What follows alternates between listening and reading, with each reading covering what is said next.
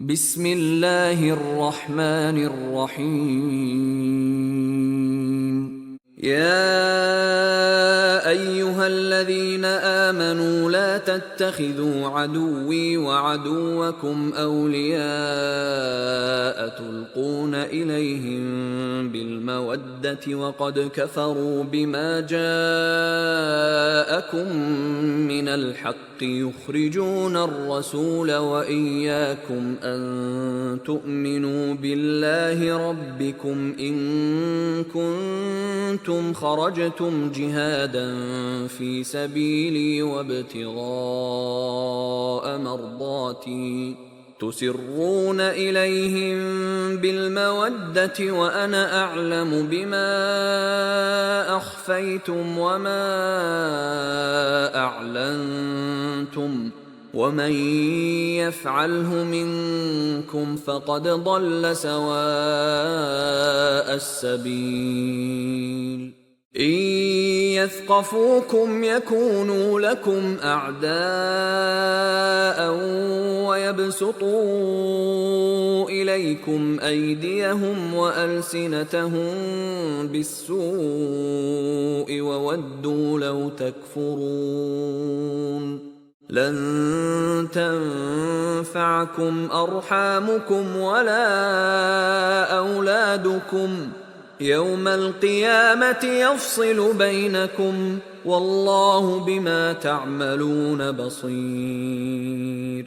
قد كانت لكم أسوة حسنة في إبراهيم والذين معه إذ قالوا لقومهم إنا براء منكم ومما تعبدون من دون الله كفرنا بكم وبدا بيننا وبينكم العداوة والبغضاء أبدا حتى تؤمنوا بالله وحده إلا قول إبراهيم لأبيه لأستغفرن لك وما أملك لك من الله من شيء ربنا عليك توكلنا وإليك أنبنا وإليك المصير.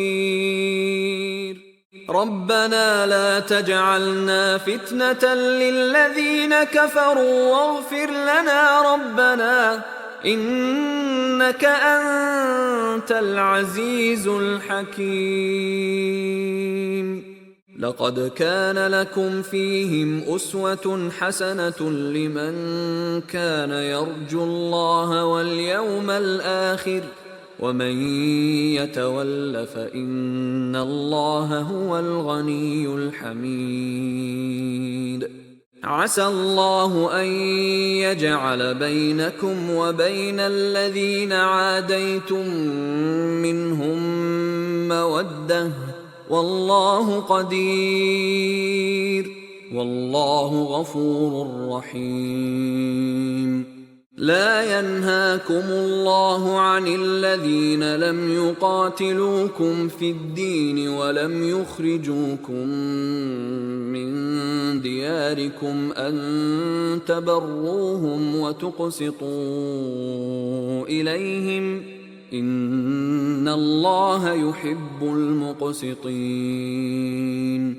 إنما ينهاكم الله عن الذين قاتلوكم في الدين وأخرجوكم من دياركم وظاهروا على إخراجكم أن تولوهم ومن يتولهم فأولئك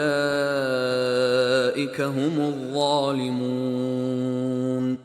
يا أيها الذين آمنوا إذا جاءكم المؤمنات مهاجرات فامتحنوهن الله أعلم بإيمانهن فإن علمتموهن مؤمنات فلا ترجعوهن إلى الكفار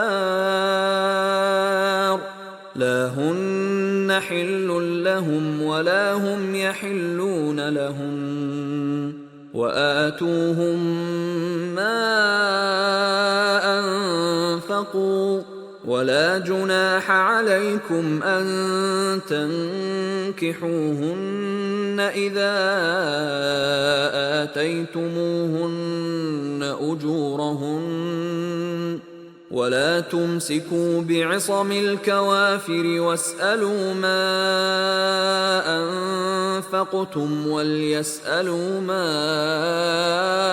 أنفقوا ذلكم حكم الله يحكم بينكم والله عليم حكيم.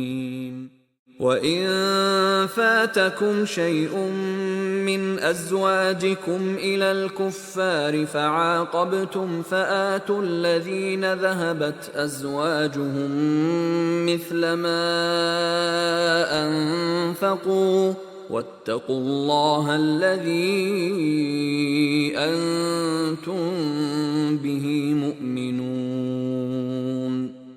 يا أيها النبي إذا جاءك